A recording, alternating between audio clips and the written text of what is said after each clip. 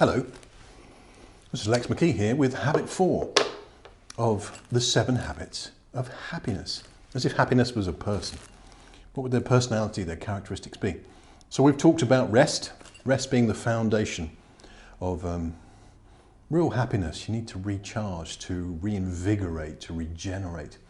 And I promise you, next week when you tune into the Wellbeing channel, are you going to get some insights on sleep with Sandy Marshall and the lovely Paula Thompson, who I recorded at Black Pug Books, bless your eyes, today, and on the green in front of the Minster in Wimborne. Amazing, just before the downpour. And Sandy gave me this present. It says, positive mind, positive vibes, positive life. I am really enjoying life at the moment. And for someone who was seriously considering suicide a very short period of time ago, you have to go, what's changed? And I'll tell you what's changed. I've changed. I have changed. And habit 4 is attitude. Attitude affects your altitude, the heights to which you ascend to in life. You know, you've got Paula and Jackie and Sandy and Kay and Kim, Julie. The list is endless of the amazing people in my life. And they were there when I was considering the joy of not waking up in the morning. I used to pray to God, God, if you were really there, let me die in my sleep tonight. Because I saw no future and no hope. My attitude was pretty stinky. And when you've got stinking thinking, you'll have sinking thinking, and I was sinking fast.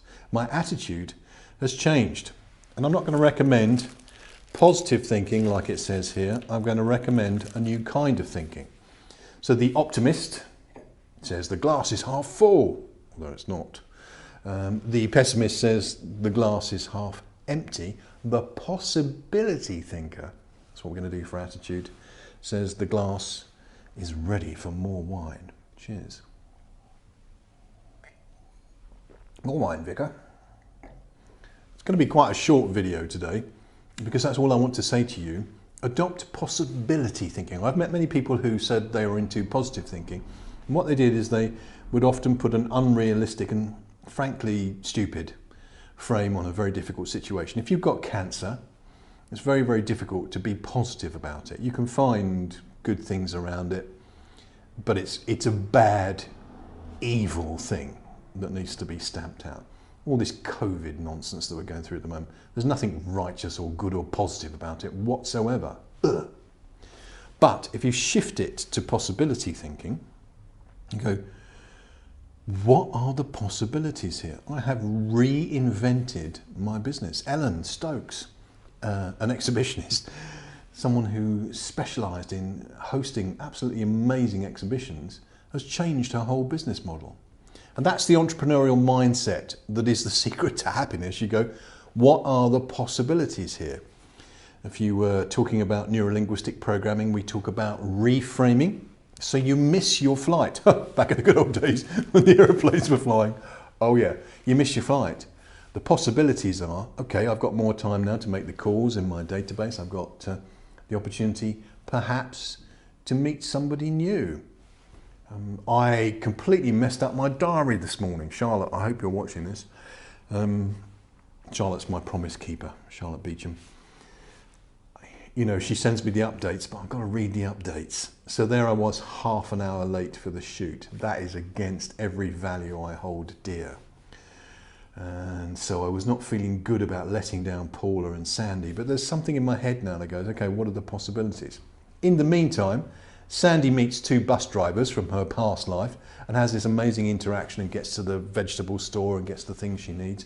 Paula's bonding with Victoria Sturgis of Black Pug Books, who was our hostess for the first couple of videos. Victoria is a producer-director from London Weekend Television. Her stories are amazing.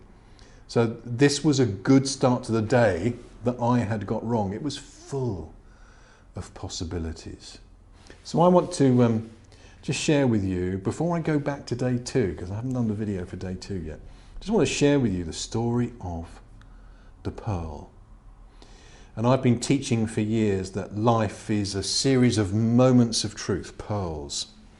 And there are pearl fishers and there are pearl crushers. And a pearl fisher is someone who looks for the possibilities in every event, even cancer, even COVID, even the death of a loved one. What are the possibilities here? And a pearl crusher is someone who finds adversity in every opportunity. It doesn't matter how good a day they've had. If there was one thing that went wrong, they will focus on the one thing that went wrong. So are you going to be a pearl fisher and find opportunity and possibility in every opportunity?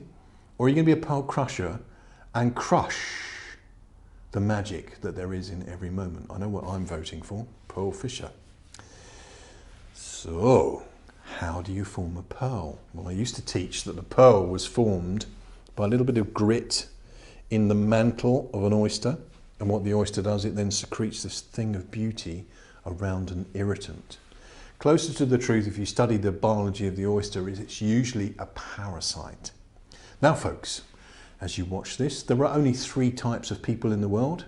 There are hosts, there are symbionts. Symbiosis is that wonderful win-win commitment you see in nature between things like an oxpecker and an ox.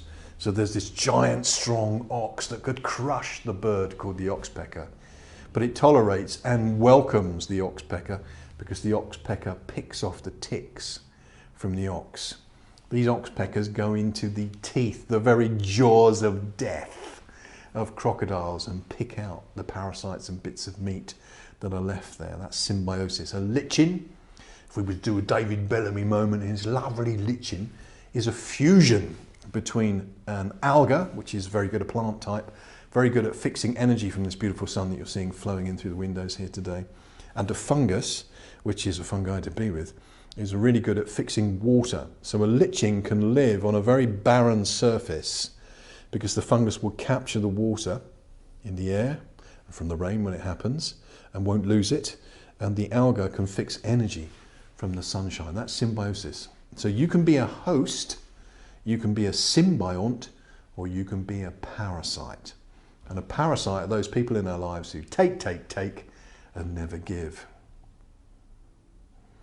What happens with the oyster is a parasite gets into the flesh, the mantle, the viscera of the oyster, and to protect itself it secretes this absolute thing of high value, high worth, high beauty around a parasite. That's possibility thinking. Life's a piece of shit when you look at it, says that great song, Always Look on the Bright Side of Life. I think positive thinking, I like it, doesn't really work for me. Possibility thinking works every time. What is the possibility here? And if you take that entrepreneurial frame of mind, you will always find a possibility in everything that happens to you. Okay. Haven't done a video for the second habit, which was health, because I did a podcast and we've been using Vidnami to do the videos for habit 1 and habit 3, and then there's a live video here for habit 4, attitude, altitude, possibility thinking. But I really do need to show you some of the bilateral exercises from habit 2. Habit 2 was health, so I talked about the importance of breathing. Every spiritual discipline, if you listen to Tony Robbins and other great leaders, they'll talk about that. Breathing in, hold it, then breathe out. Tai Chi, Qigong, all these wonderful yogic type concepts. And breath is often synonymous with spirit in many languages like Hebrew and Greek, pneuma, wind, spirit, breath. It's just the stuff of life. So breathing is really important.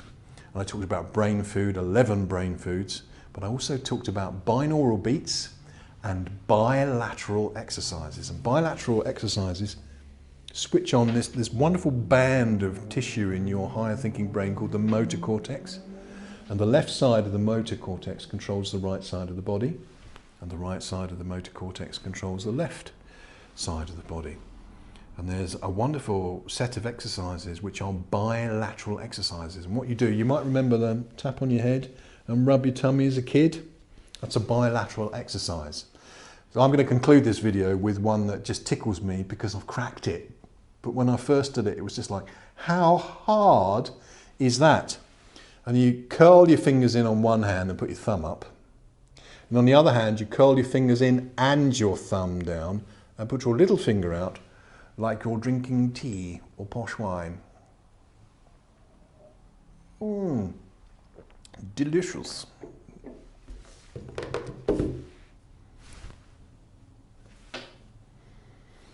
Now the game is, if you get to the point where you're ringing somebody like that, you're out. It's got to be thumb up on one side, little finger out on the other, and you just swap them over. I have had a lot of practice at this, and trust me, it's way harder than you might think. So, how do you crack it? What I did when I first learned to do it is made sure that one hand led. Even there has messed it up. You might find it easier if you decide that your right hand or your left hand, your dominant hand, has to go first. When you do that,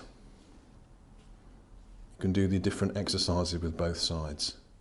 Ding, ding, ding, ding, ding, ding, ding, ding, ding, ding, ding, ding. It's almost as easy as the Star Trek thing. If you're a double bass player, you have to learn to do that, to strengthen your fingers. It's a very weird exercise. So, live long and prosper, and above all things, just be happy. Have the right attitude. You don't need to top yourself, you don't need to be a miserable old git.